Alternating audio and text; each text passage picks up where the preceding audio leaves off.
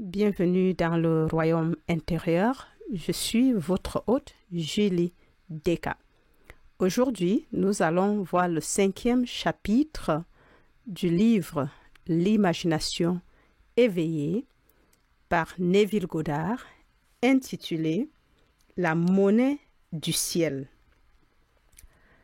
Traduction et narration par Julie Deka. La monnaie du ciel. Est-ce qu'une ferme conviction qu'une chose est telle la rend telle? Et le prophète répondit, tous les poètes croient que oui. Et dans les âges de l'imagination, cette ferme persuasion a enlevé des montagnes. Mais beaucoup ne sont pas capables d'une ferme persuasion de quoi que ce soit. Blake, les noces du ciel et de l'enfer. Que chacun soit pleinement persuadé dans son propre esprit. Romains 14, 5. La persuasion est un effort intérieur d'attention intense. Écoutez attentivement comme si vous entendiez, c'est évoqué, activé. En écoutant, vous pouvez entendre ce que vous voulez entendre et persuader ceux qui sont hors de portée de l'oreille externe. Parlez intérieurement, uniquement dans votre imagination. Faites en sorte que votre conversation intérieure corresponde à votre désir réalisé. Ce que vous désirez entendre à l'extérieur, vous devez l'entendre à l'intérieur. Embrassez l'extérieur à l'intérieur et devenez quelqu'un qui n'entend que ce qui implique l'accomplissement de son désir, et tous les événements extérieurs du monde deviendront un pont menant à la réalisation objective de votre désir. Votre discours intérieur est perpétuellement écrit tout autour de vous dans les événements. Apprenez à relier ces événements à votre discours intérieur et vous deviendrez autodidacte. Par discours intérieur, on entend les conversations mentales que vous entretenez avec vous-même. Elles peuvent être inaudibles lorsque vous êtes éveillé à cause du bruit et des distractions du monde extérieur en devenir, mais elles sont tout à fait audibles dans la méditation profonde et le rêve. Mais qu'ils soient audibles ou inaudibles, vous en êtes l'auteur et façonnez votre monde à leur image. Il y a un Dieu dans le ciel, et le ciel est en toi, qui révèle les secrets et fait connaître au roi Nabuchodonosor ce qui doit arriver dans la suite des temps. Voici ton rêve et les visions de ta tête sur ta couche. Daniel 2, 28. La parole intérieure provenant des prémices d'un désir accompli est le moyen de créer un monde intelligible pour vous-même. Un monde intelligible pour vous-même. Observez votre discours intérieur car il est la cause de vos actions futures. Le discours intérieur révèle l'état de conscience à partir duquel vous voyez le monde. Faites en sorte que votre discours intérieur corresponde à votre désir réalisé, car votre discours intérieur se manifeste tout autour de vous dans les événements. Si quelqu'un ne commet pas de faute en parole, c'est un homme parfait, capable de maîtriser tout le corps. Voici que nous mettons des morts dans la bouche des chevaux pour qu'ils nous obéissent et nous faisons tourner tout leur corps. Voyez aussi les navires qui, bien qu'ils soient si grands et poussés par des vents violents, sont dirigés par une toute petite barre selon la volonté du gouverneur. De même, la langue est un petit membre et elle se vante de grandes choses. Voyez comme un petit feu allume de grandes choses. Jacques 3, versets 2 à 5. Encore. De même, la langue est un petit membre et elle se vante de grandes choses. Voyez comme un petit feu allume de grandes choses. Jacques 3, 2, 5. L'ensemble du monde manifesté nous montre l'usage que nous avons fait de la parole, le langage intérieur. Une observation non critique de notre langage intérieur nous révélera les idées à partir desquelles nous voyons le monde. La parole intérieure est le miroir de notre imagination et notre imagination est le miroir de l'état dans lequel elle est fusionnée. Si l'état avec lequel nous sommes fusionnés est la cause du phénomène de notre vie, alors nous sommes soulagés du fardeau de nous demander quoi faire, car nous n'avons pas d'autre choix que de nous identifier à notre but et dans la mesure où l'état avec lequel nous sommes identifiés se reflète dans notre discours intérieur, alors pour changer l'état avec lequel nous sommes fusionnés, nous devons d'abord changer notre discours intérieur. Ce sont nos conversations intérieures qui font les faits de demain.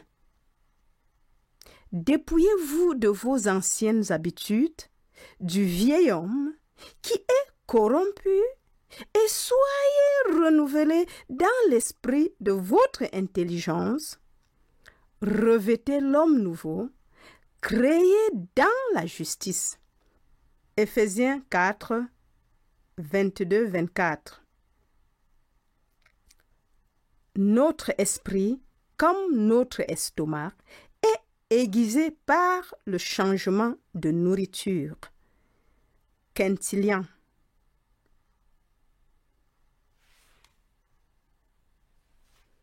Arrêtez tous les vieux discours intérieurs négatifs et mécaniques et commencez un nouveau discours intérieur positif et constructif à partir des prémices d'un désir satisfait.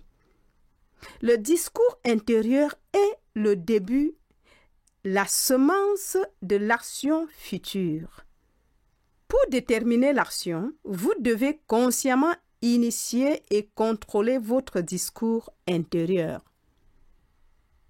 Construisez une phrase qui implique la réalisation de votre objectif, tel que J'ai un revenu important, stable et fiable, conforme à l'intégrité et à l'intérêt mutuel, où je suis heureuse en ménage. Je suis désirée. Je contribue au bien du monde. Et répétez cette phrase encore et encore jusqu'à ce qu'elle vous affecte intérieurement. Notre discours intérieur représente de diverses manières le monde dans lequel nous vivons.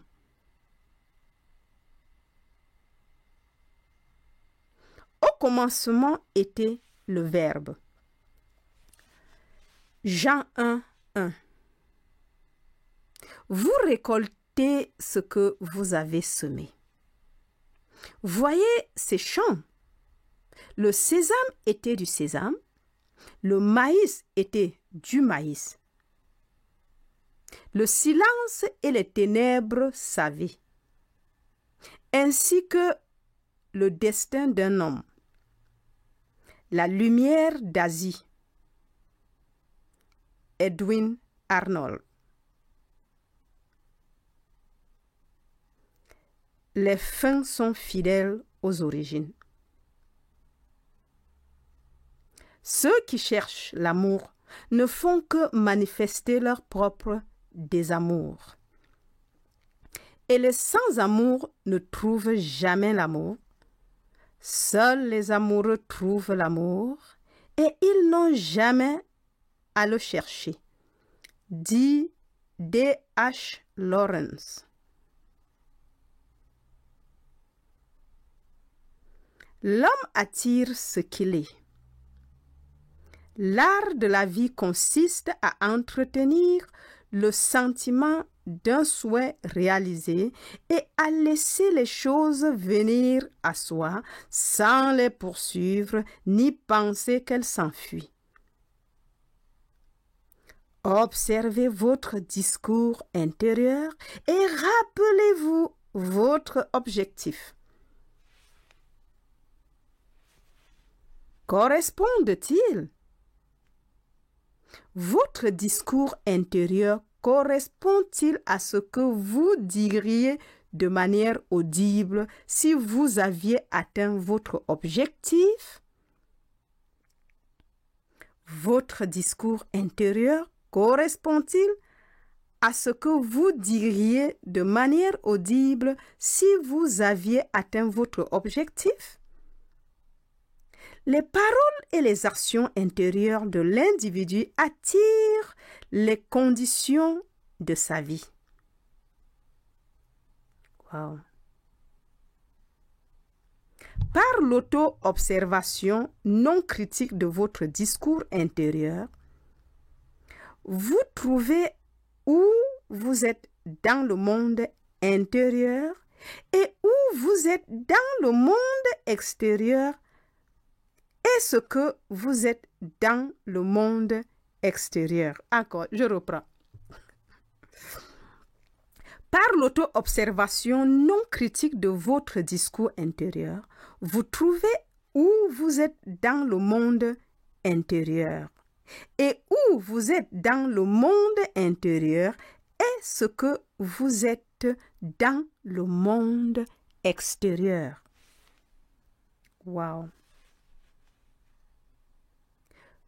Vous revêtez l'homme nouveau chaque fois que les idéaux et le discours intérieur correspondent.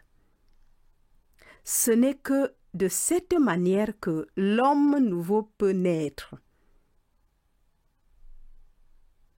La parole intérieure mûrit dans l'obscurité. De l'obscurité, elle sort vers la lumière.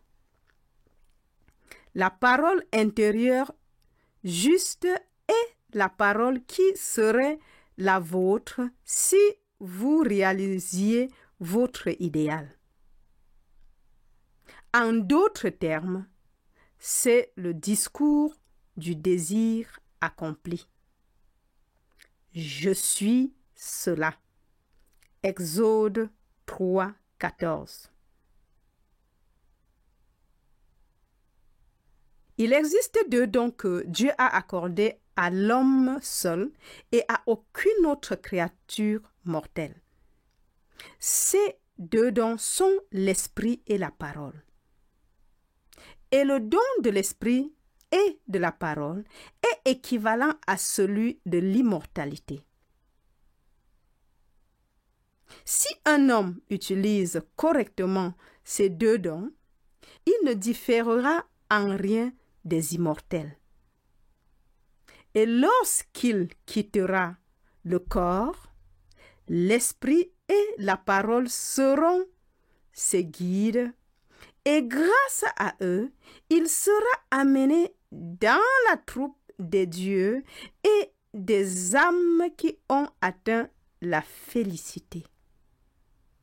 Hermetica, traduction de Walter Scott.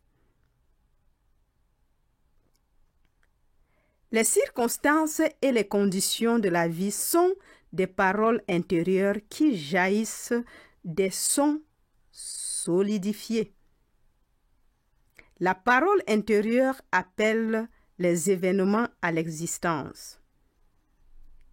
Dans chaque événement se trouve le son créateur qui est sa vie et son être. Tout ce qu'un homme croit et accepte comme vrai se révèle dans sa parole intérieure. C'est sa parole, sa vie.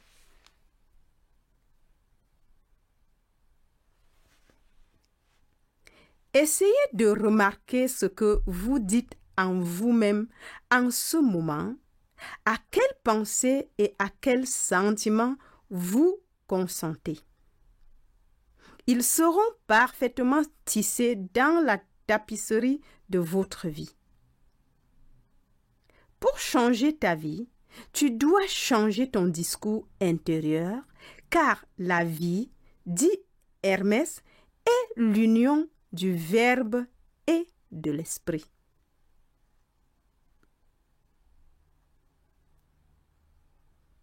Lorsque l'imagination fait correspondre ton discours intérieur au désir réalisé, il y aura alors en toi un chemin droit de l'intérieur vers l'extérieur et l'extérieur reflétera instantanément l'intérieur pour toi et tu sauras que la réalité n'est que le discours intérieur actualisé.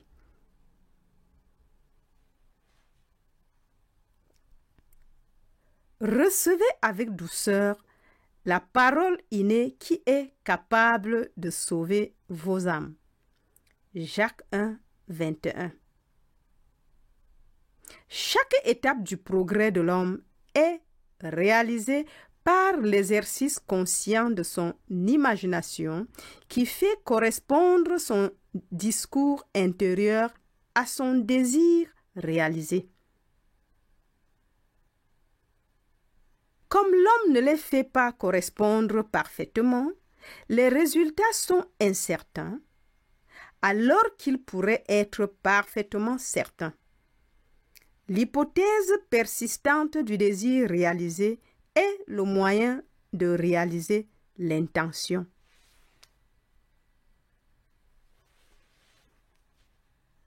Lorsque nous contrôlons notre discours intérieur en le faisant correspondre à nos désirs réalisés, nous pouvons laisser de côté tous les autres processus. Nous agissons alors simplement par une imagination et une intention claire. Nous imaginons le souhait réalisé et poursuivons nos conversations mentales à partir de cette prémisse. Grâce à un dialogue intérieur contrôlé à partir des prémices d'un désir réalisé, les miracles apparents se produisent. Le futur devient le présent et se révèle dans notre discours intérieur. Être tenu par le discours intérieur du désir réalisé, c'est être ancré en toute sécurité dans la vie. Notre vie peut sembler brisée par les événements, mais elle ne l'est jamais tant que nous conservons la parole intérieure du désir comblé. Amen. Tout bonheur dépend de l'utilisation active et volontaire de l'imagination pour construire et affirmer intérieurement que nous sommes ce que nous voulons être. Nous correspondons à nos idéaux en nous rappelant constamment notre but et en nous identifiant à lui. Nous fusionnons avec nos objectifs en occupant fréquemment le sentiment de notre souhait réalisé. C'est la fréquence, l'occupation habituelle qui est le secret du succès. Plus nous le faisons souvent, plus c'est naturel. La fantaisie assemble. L'imagination continue à fusionner. Encore. C'est la fréquence, l'occupation habituelle qui est le secret du succès. Plus nous le faisons souvent, plus c'est naturel. La fantaisie assemble, l'imagination continue à fusionner. Il est possible de résoudre toutes les situations en utilisant correctement l'imagination. Notre tâche consiste à trouver la bonne phrase, celle qui implique que notre désir se réalise et à enflammer l'imagination avec elle. Tout ceci est intimement lié au mystère de la petite voix calme. La conversation intérieure révèle les activités de l'imagination activées qui sont les causes des circonstances de la vie. Encore. La conversation intérieure révèle les activités de l'imagination, activités qui sont les causes des circonstances de la vie. En règle générale, l'homme n'est pas du tout conscient de son dialogue intérieur et se considère donc non pas comme la cause, mais comme la victime des circonstances. Pour créer consciemment les circonstances, l'homme doit diriger consciemment son discours intérieur, faire correspondre la petite voix calme à ses désirs réalisés. Il appelle les choses que l'on ne voit pas comme si elles étaient. Romains 4, 17. Une parole intérieure juste est essentielle. C'est le plus grand des arts. C'est le moyen de passer de la limitation à la liberté. L'ignorance de cet art a fait du monde un champ de bataille et un pénitencier où l'on n'attend que du sang et de la sueur, alors qu'il devrait être un lieu d'émerveillement et d'étonnement. La parole intérieure juste est le premier pas pour devenir ce que l'on veut être. La parole est une image de l'esprit et l'esprit est une image de Dieu. Hermetica, traduction Scott. Le matin du 12 avril 1953, ma femme a été réveillée par le son d'une grande voix d'autorité qui parlait en elle et disait: « Tu dois arrêter de dépenser tes pensées, ton temps et ton argent. Tout dans la vie doit être un investissement. » Encore, je reprends. Le matin du 12 avril 1953, ma femme a été réveillée par le son d'une grande voix d'autorité qui parlait en elle et disait: « Tu dois arrêter de dépenser tes pensées, ton temps et ton argent. Tout dans la vie doit être un investissement. » Dépenser, c'est gaspiller, dilapider, aménager sans retour. Investir, c'est aménager dans un but dont on attend un bénéfice. Cette révélation de ma femme concerne l'importance du moment présent.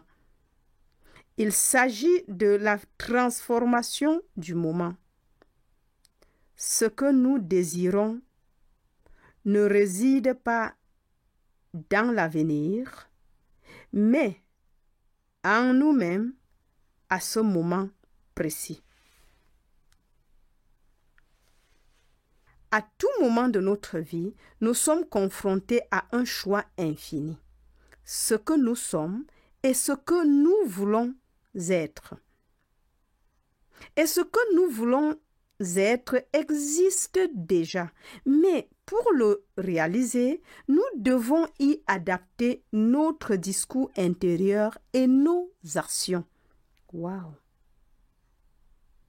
Si deux d'entre vous sont d'accord sur la terre pour demander quoi que ce soit, cela leur sera fait par mon Père qui est dans les cieux. Matthieu 18, 19. Seul ce qui est fait maintenant compte.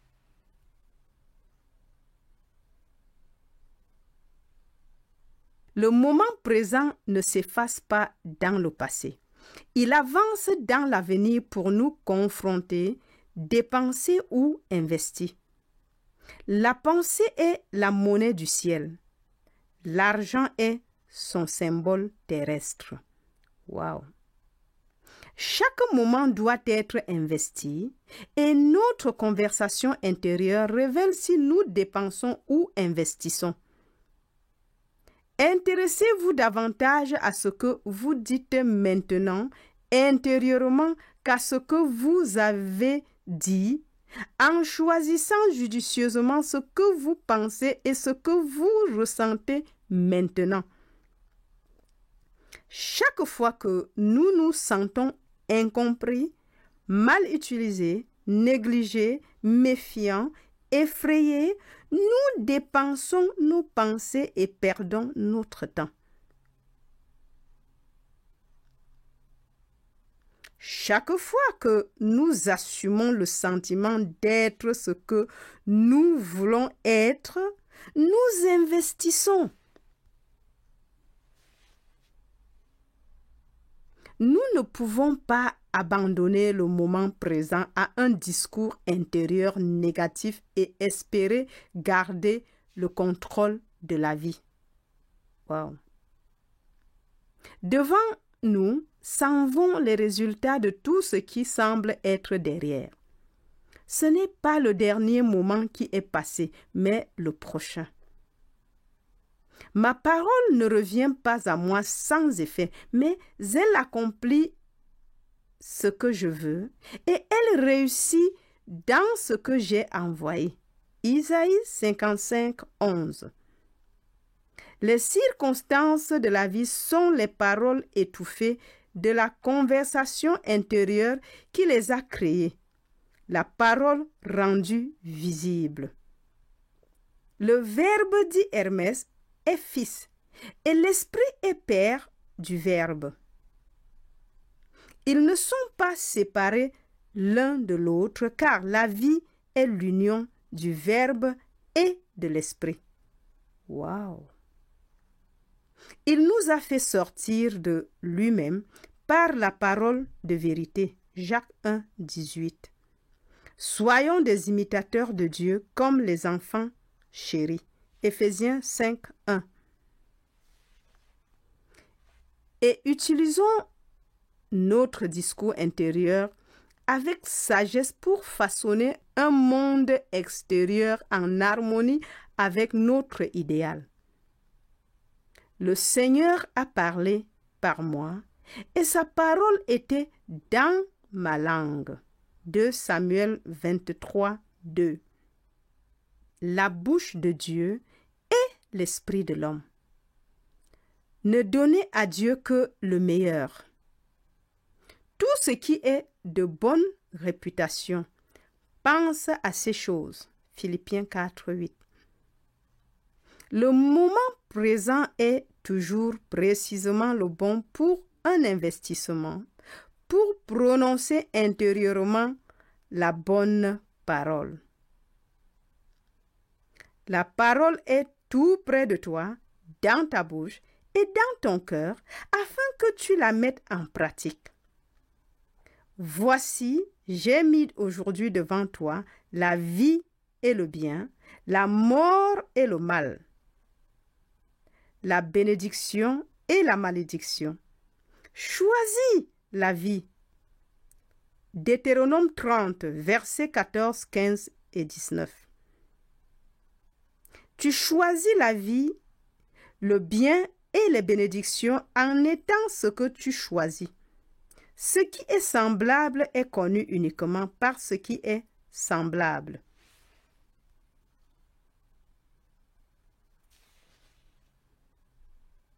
Faites en sorte que votre discours intérieur bénisse et donne le bon rapport.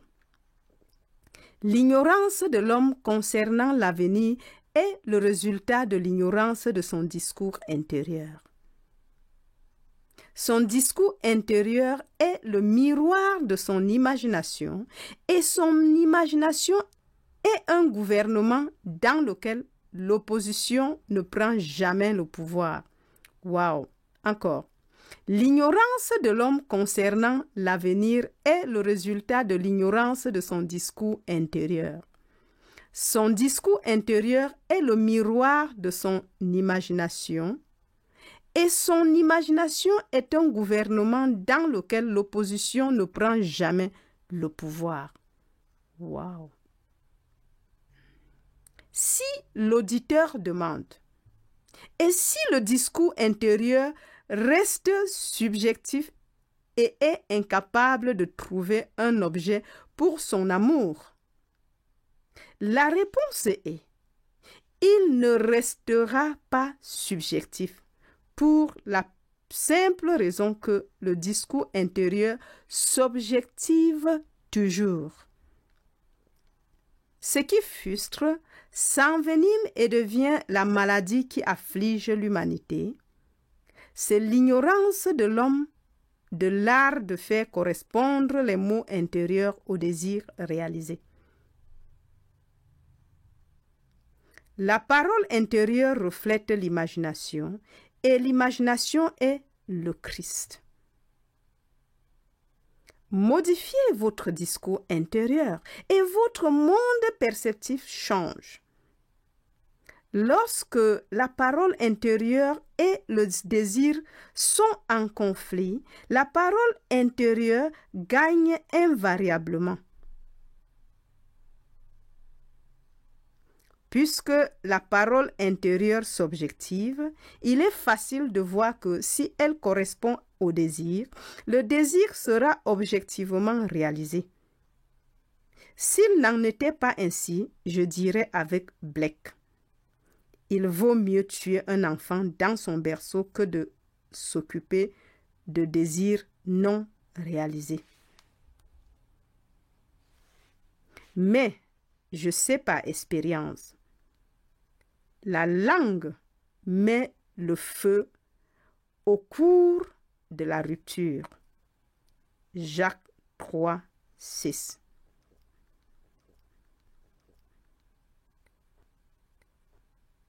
Waouh, quelle belle leçon. Merci de m'avoir écouté jusqu'à la fin et partagez le message tout autour de vous, à vos familles, même à vos soi-disant ennemis, et abonnez-vous massivement. Et sur chaque vidéo se trouve un lien PayPal. Donc, si vous êtes béni, alors n'hésitez pas de le faire. Tout don est bienvenu. Grâce à ces dons, on a pu prendre un nouveau système pour l'enregistrement, l'interface de son, un nouveau microphone et va avec. Allez, je vous aime très très fort et jusqu'à la prochaine. C'était Julie Deka. Allez, bye bye.